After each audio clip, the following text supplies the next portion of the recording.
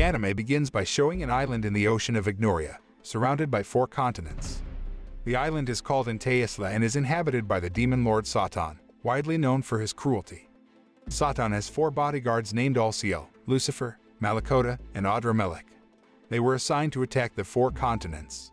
But unexpectedly, a human knight named Emilia came to attack Satan after defeating his 4 bodyguards. Satan had no other choice but to hand over Intaisla to the humans and Emilia while promising that he would return to take over the island one day. Then Satan with Alsiel entered the portal and disappeared. The next scene shows Satan and Alsiel in the middle of Tokyo. Both of them were a little confused until finally, 2 police officers found and arrested them because the police thought they were foreign tourists who were lost. While interrogated at the police station, Satan uses hypnotic powers to extract information from the officer. He finally found out that while in the human world, they could not use magic power. Satan and Alsiel began to devise a plan so that they could blend in with the human world.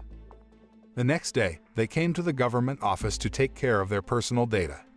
Then they go to the bank and set up an account before looking for a place to live. It was evening when they finally rested in a rented room belonging to an old woman named Mikishiba. While he was resting, Satan suddenly fainted. Alsiel panicked and took him to the hospital. Apparently, Satan fainted because he had not eaten all day. This made Satan and Alsiel realize they needed money to live in the human world. When they returned to the rented room, Satan and Alsiel began to write job applications. For that, they used pseudonyms, namely Sadao Mao and Shiro Ashia. Luckily, it wasn't long before Mao was accepted to work part-time at a fast food restaurant. The job is enough to give them money. They can even buy some furniture and a bicycle. One day, Mao went to work with an umbrella because it was raining that day. He met a beautiful red-haired girl at the crossroads who did not carry an umbrella. Mao's heart seemed to feel sorry for her, so he gave her the umbrella. On the other hand, while Mao was working, Ashia focused on finding a way for them to return to Intaisla. He spent a lot of time in the library, reading books to find a way to get them back. Mao did very well in a fast food restaurant because he wanted to get a promotion. His co-worker, Chiho Sasaki, is a petite girl who is quite frivolous. While focusing on working to pursue sales targets, the frying machine broke down. Mao was worried that he should use the remnants of magic to repair the tool, or he could save the remaining power for another opportunity. Before Mao could decide, the restaurant manager, Mayumi Kisaki, called him. Kisaki apparently intended to make Mao a permanent employee, making him very happy. He returned home by bicycle happily at the thought of getting a raise. But in the middle of the road, Mao again ran into the red-haired girl he had met earlier. Mao's surprise grew when she said she knew he was the Demon Lord Satan. The red-haired girl was Emilia, and she immediately took out a knife to kill Mao. Although initially surprised, he realized that the knife she took out was an ordinary knife without any magic power. So he confirmed that Emilia's fate was the same as his, trapped in the human world and unable to use magical power. The scene then changes to show Emilia's life. While in the human world, Emilia uses the name Emi Yusa and works as a call center agent. Emi's life was not much different from Mao and Ashia's. She lived day after day as a human before finally returning to the apartment where she lived alone. But unexpectedly, that night, Emi suddenly came to Mao and Ashia's residence. Ashia panicked at Emi's arrival, but Mao took it easy and allowed her to enter. Once inside the house, she told how Emi and Archbishop Obameya followed Mao and Ashia into the portal. Yet somehow, only she arrived in the modern world. After hearing that story, Mao confidently stated his intention to regain control of Intaisla. Several days later, Emi observed Mao and Ashia's daily activities, even though she realized their daily life was like 2 human beings. Not wanting her efforts to go to waste, Emi came to the fast food restaurant where Mao worked and asked him to meet. It was just that Mao didn't want to leave his job and asked her to wait until he got home from work. Meanwhile, while Mao was resting in the staff room, Sasaki asked about the earthquake that continued to strike. Long story short, Mao met Emi, who was actually waiting for him. While they were talking, suddenly someone shot them with magic bullets. Mao pulled Emi to run and hid in the station. After confirming that things were safe, he told her to go home because he would be working tomorrow morning. But when he arrived in front of the house, Mao saw Emi following him. Embarrassedly, Emi asked for permission to stay the night because she had lost her wallet while they had been running earlier, and her house was too far away for her to walk. Mao finally allowed Emi to stay even though Ashia looked scared of her. When he was about to go to sleep, Mao suddenly received a short message from Sasaki regarding the ongoing earthquake. He finally sensed another meaning to Sasaki's words and messages. The next day, Emi left the Mao's house before Mao and Ashia woke up.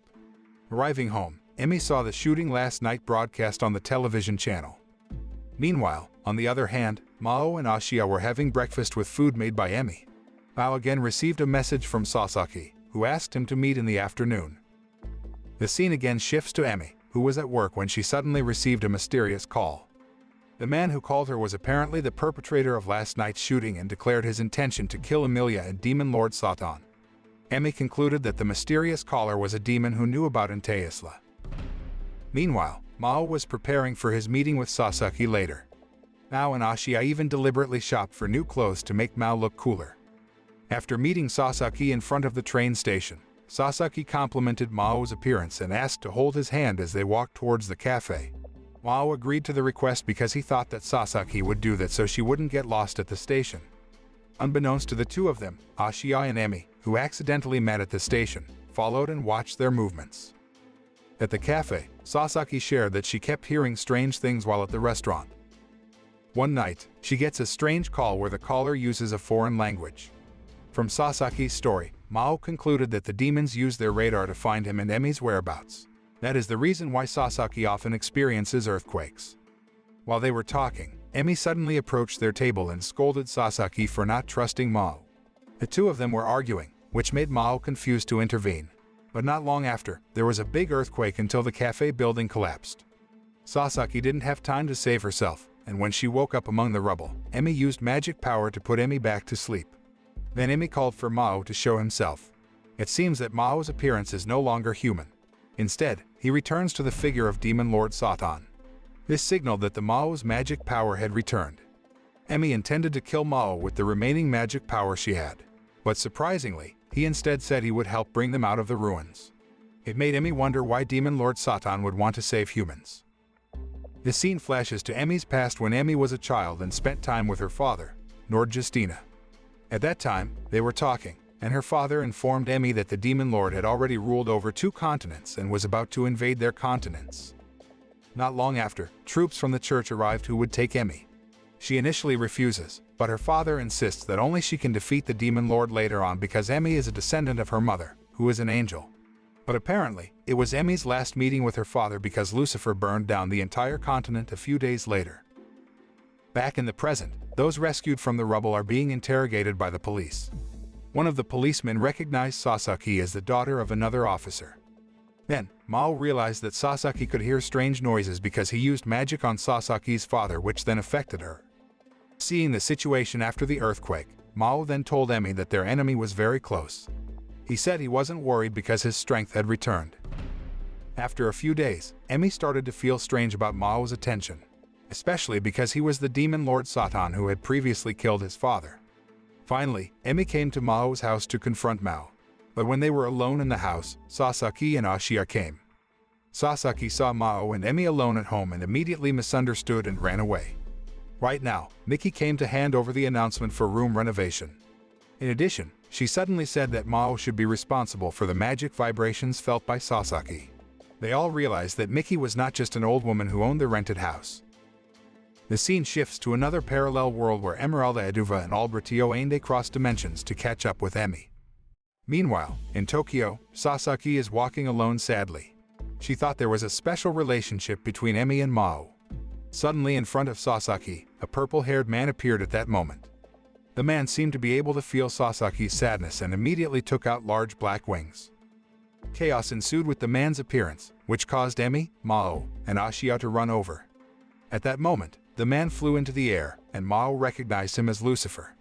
Emi was even more surprised because she thought she had killed him in the battle in Inteyasla with the Holy Sword.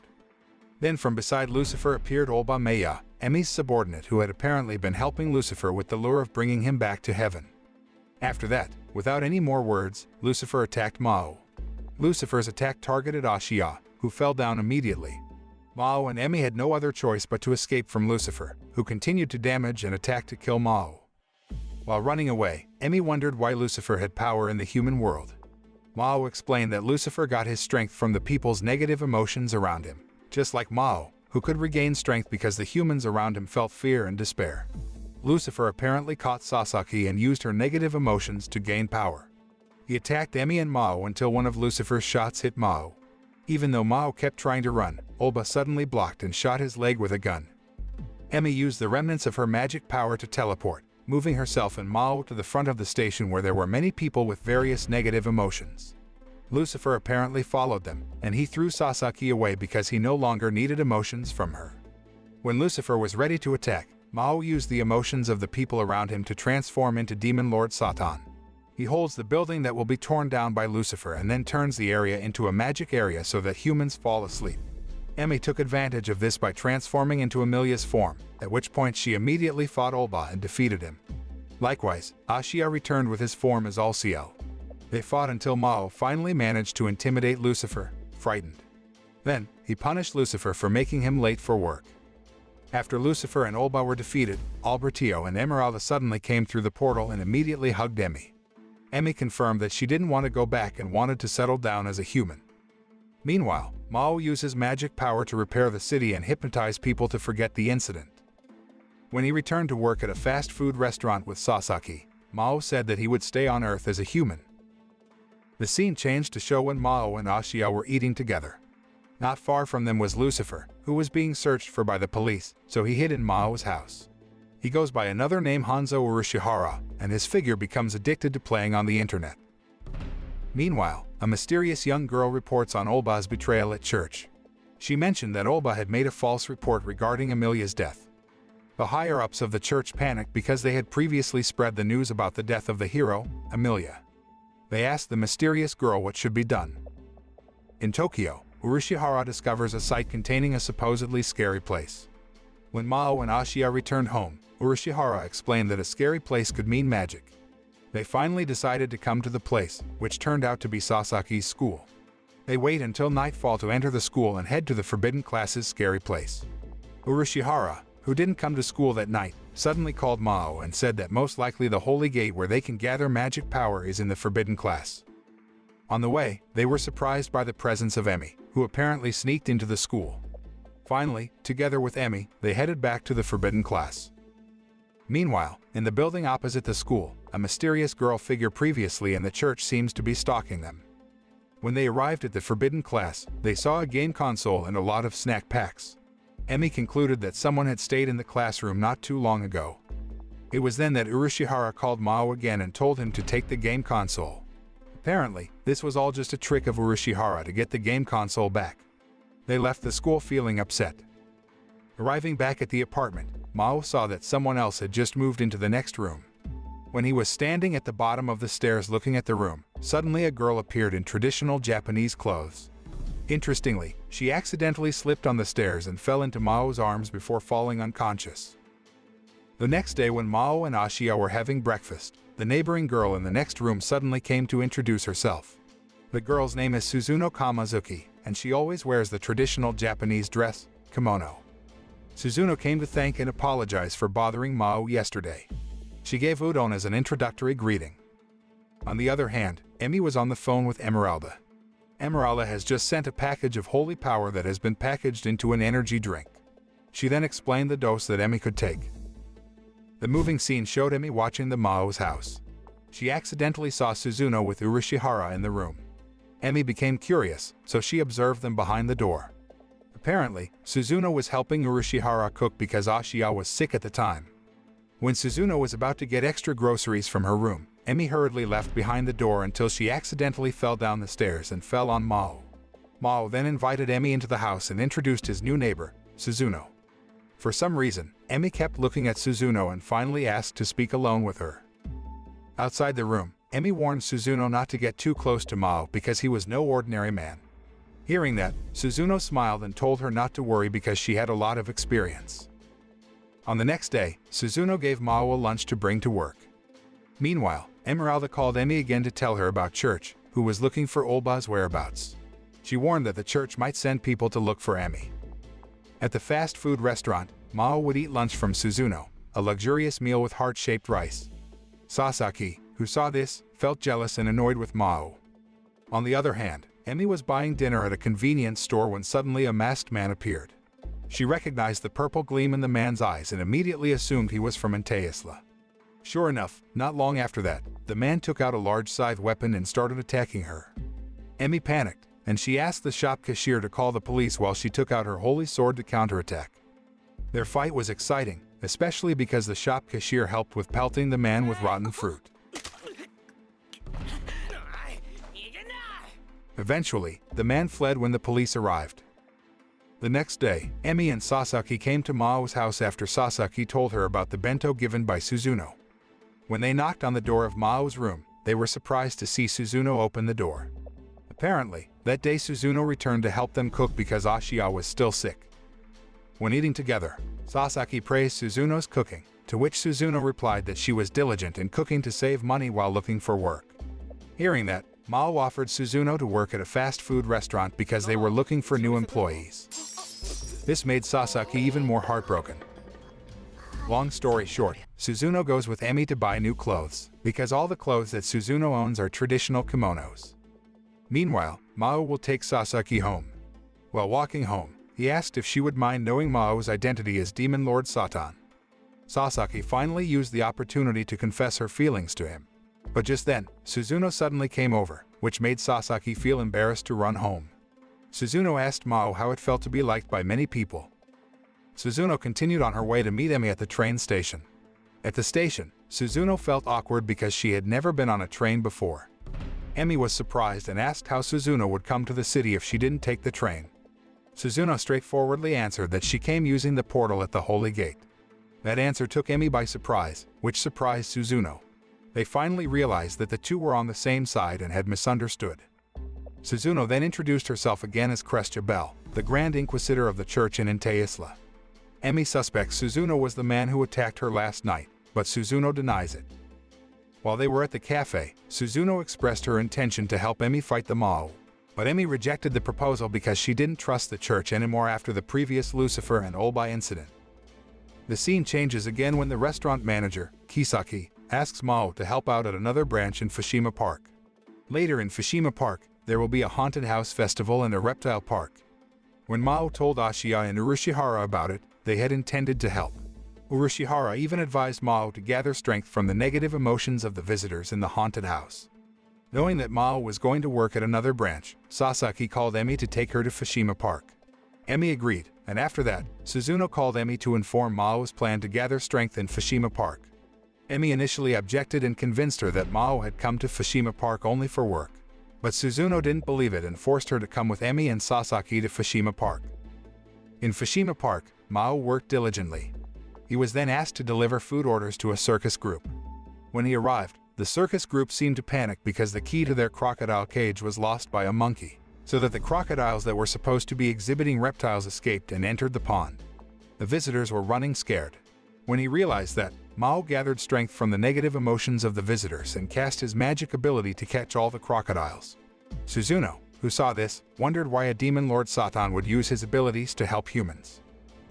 At Mao's house, Olba came to Urushihara and offered to rejoin. Meanwhile, Sariel was still torturing Emi when Mao finally came. Sariel attacked Mao, who he couldn't match because of his low magic power. Meanwhile, Sariel's strength became even greater because it was a full moon that night. On the other hand, Olba drank a drink filled with holy power and affected the city with magic. The influence of Olba's power creates fear in the townspeople's hearts, which gives Mao negative emotions that can gather even more power. Meanwhile, at the hospital, Ashiya wakes up after gaining strength from the patient's negative emotions. The negative emotions presented by Olba gave Mao strength, which then turned him back into the form of Demon Lord Satan. He freed Emi and assigned Suzuno, who had turned to the Mao's side to protect Sasaki. Urushihara gained strength due to those negative emotions and instantly killed Olba. Meanwhile, the battle was fierce between Mao and Sariel. At one point, Mao managed to immobilize Sariel and instantly eliminate him.